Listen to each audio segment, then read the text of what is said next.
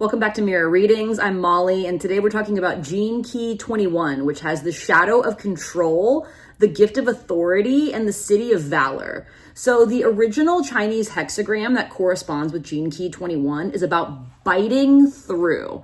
So this is a big gene key, and if you have it in your chart, pay particular attention because Gene Key 21 is all about biting through the illusion of control and the illusion of Maya, or this simulation we find ourselves in. Whatever you want to call it, hopefully we're all down with the fact that spiritual life is more real and has more impact on material life than material life. That's what this is a reference to. We have to bite through the illusion of control over the illusory realm we find ourselves in and stabilize in that gift of authority. The shadow of control refers to specifically external control because it's only when we let go of control of the external, right, and our attachment to that illusion that that's even possible, that we master control of ourselves, which is ultimately how we step into our authority. Newsflash, we're all running control dramas all the time, and we have different ways of doing it,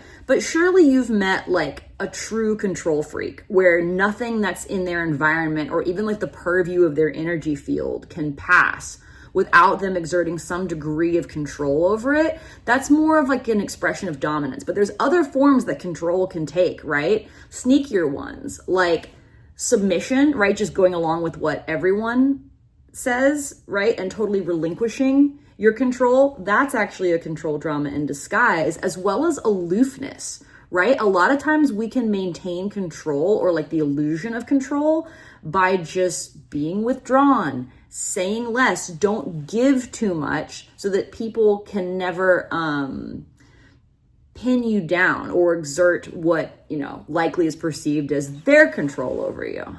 Richard Rudd says to look out for this key in your chart and be mindful that if you have it, it's more than likely that sometimes, I have it in my chart, we are going to face odds that are stacked against us. We're going to have to get totally lost in our own control drama in order to release it once and for all and stabilize in that gift of authority. I have 21 in my SQ, okay? My spiritual quotient in my Venus sequence. Can you imagine? All right. So in order for me to stabilize in my gift as a spiritual authority, I kind of have to get tired of this control drama. I have to see it play out, see it fail over and over again in order to be oh yeah, the ultimate self-control is releasing control of the external and being willing to be positive or at least neutral no matter what. So we naturally stabilize in this 21st gift of authority by cultivating boundaries. Boundaries are, first of all, they're what define us. Second of all, we can go wild within the confines of our boundaries, but control often presents as a need to negotiate variables. And it's almost like that negotiation has already taken place within ourselves. We know what our boundaries are. We know what a violation of that boundary looks like and feels like. And authority is one of those gifts that's accessed by intent. We have to intend to release attempting to control things externally. We have to intend to be an authority by being able to look at any situation and see what role we need to play. I want to read you directly from the Gene Key books because I don't want to fuck this up. This is the big book here where you get the definitions of all the keys. True authority unites rather than controls, and think of a master-servant relationship just as an archetype. Some of the deepest relationships are formed between one person in a position of authority and another person that appears to be submissive. However, if both parties in such a relationship are deeply in service to each other and they're as in service to each other as the other one is, I'm not saying this right, but you know what I mean. They're in balance in how much they're willing to serve, then this relationship can transcend social stereotype of dominance and submission. In order for such relationships to work, both parties must be equally in service to the other. If this is the case, the relationship can be mutually beneficial and potentially very powerful.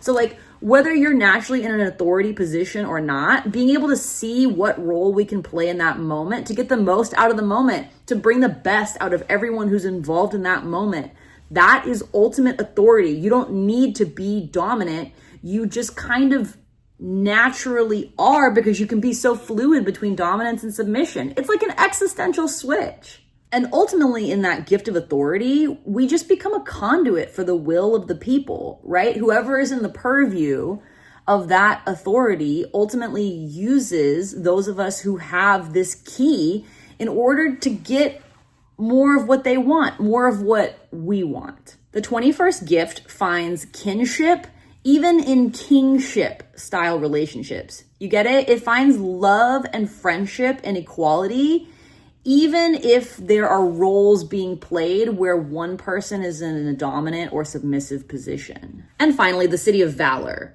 So Valor also has that feature of biting through, but it's biting through the veil between life and death. In order to truly be in Valor, which means having great courage, particularly in the face of difficulty or battle, we can't be afraid of death. We have to be totally stabilized in connection with our higher self. I think I've spoken in previous videos about the difference between the vertical and horizontal realm. So like here, this earthly plane, this is the horizontal realm, but there's also a plane of spirit, which is referred to as the vertical realm. And the idea is that the vertical realm is exerting influence on the horizontal realm, and vice versa, but it's more vertical influencing horizontal. The divine works through Valor, and it requires that vertical connection in order to come down. Like there can't be any egoic identification with our lower self in order to access Valor. And in a lot of ways, sacrificing the known, like the familiarity and like illusion of certainty of the lower self, to the unknown, right, of the higher self, the vertical self.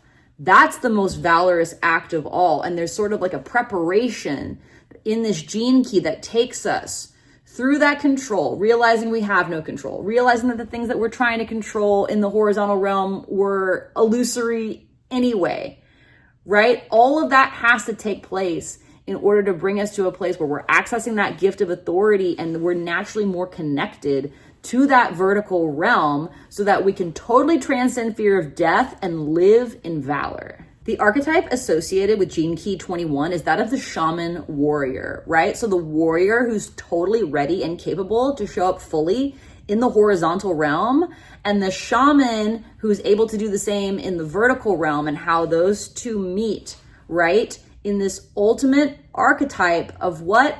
The shaman warrior. The last thing I'll say about this Siddhi of Valor and this key is that there is a masculine and feminine balancing that occurs through this key, and it happens internally as well as externally when those of us with this key radiate it out. So most of us with this key come in with like a bit of an imbalance between our masculine and feminine that's just like innate, even before society starts, putting us through the patriarchy filter. Most of us have a natural imbalance, okay? So control is associated with the masculine, and trust or authority is associated with the feminine. So releasing control, right? The illusion of control, it's not even real, on that masculine side naturally empowers the feminine and brings those two into balance, right? And that's a big part of this leap in consciousness that we're living through right now, is this balancing between the distortions that have been put upon the masculine and the feminine that have led us to this world of endless war and bullshit and extraction and extortion that we currently live in. So just as cultivating boundaries is the easiest on-ramp from the shadow of control to the gift of authority, so trust is the on-ramp from authority to valor. And it's trusting in our vertical selves. It's trusting in our connection to the divine and the nature and rhythm of life itself. So thanks for tuning in. I'm Molly. You're watching Mirror Readings. And if you'd like to get a Gene Keys reading from me, please visit my website, mirrorreadings.com. You can subscribe to this channel to save 15% on all my offerings. And yeah, got any questions, comments, concerns? Email me, mirrorreadings@gmail.com. And thanks for watching.